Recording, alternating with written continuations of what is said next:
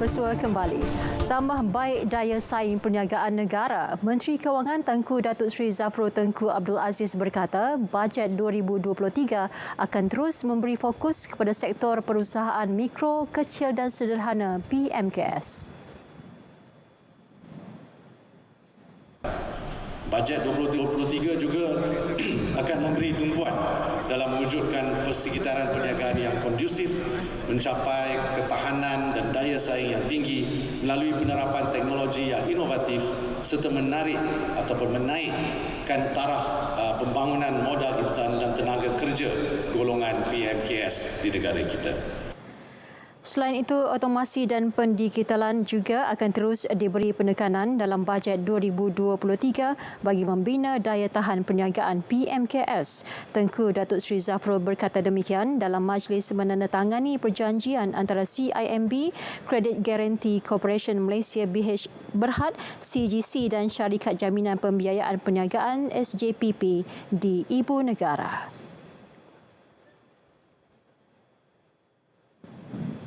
Dalam pada itu, PMKS akan berdepan pelbagai cabaran global pada suku keempat tahun ini dan tahun 2023. Ini berikutan perang di Ukraine yang berterusan, prinsip COVID sifar China, pendekatan US Federal Reserve dalam menaikkan kadar faedah bagi menangani inflasi dan gangguan rantaian bekalan.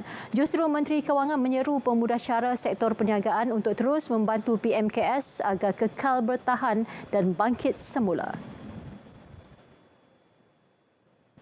Jadi, sebagai pemudahcara sektor perniagaan, agensi seperti CGC dan SJPP harus bersiap sedia bagi terus membantu PMKS dalam mempertahankan pemulihan yang telah dicapai pasca pandemik.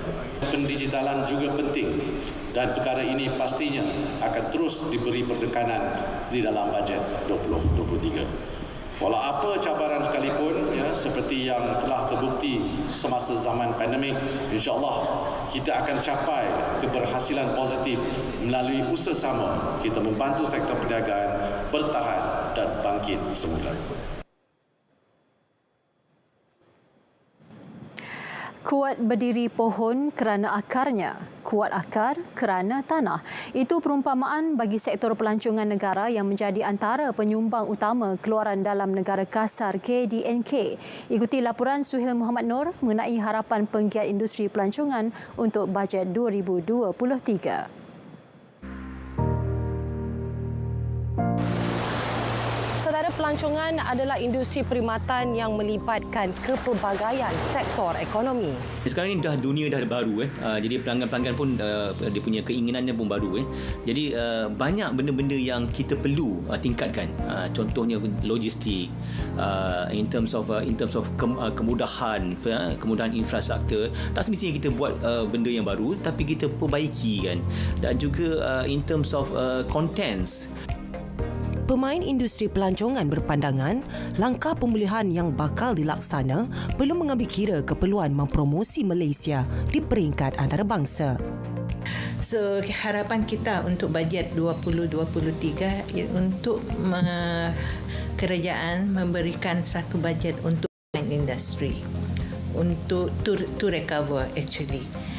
Contohnya macam sekarang dah banyak untuk roadshow pergi luar negara. Saya rasa kerajaan perlu lebih perhati yang mana ianya perlu dipermudahkan segala urusan, luluskan mana yang terbengkalai dan dapat mengelakkan benda-benda yang tak baiklah kalau permudahkan. Walaupun keadaan ekonomi belum pulih sepenuhnya, peruntukan bagi promosi pelancongan masih giat perlu dilaksanakan. Yang kedua, kita lihat aktiviti ataupun kita tengok infrastruktur bahagian penggiat industri. Penggiat industri bas pelancong kebanyakannya tidak bergerak lagi. Kita lebih kurang ada 9,000 bas. Bas pencarian ni harus dibaik pulih. Dah 2 tahun tak start bas. Saudara, itu adalah antara cadangan utama untuk bajet 2023. Rata-rata penggiat industri berharap agar kerajaan mendalami dan memahami harapan mereka menjelang bajet 2023. Suhail Muhammad Nur, RTM.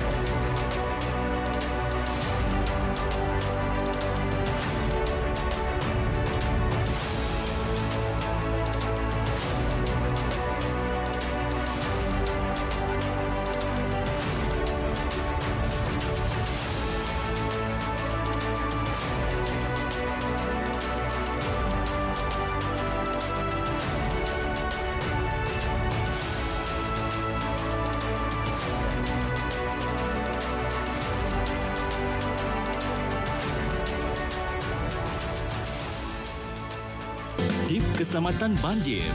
Dengar maklumat terkini banjir dari media. Bersedia untuk pindah dengan beg keselamatan.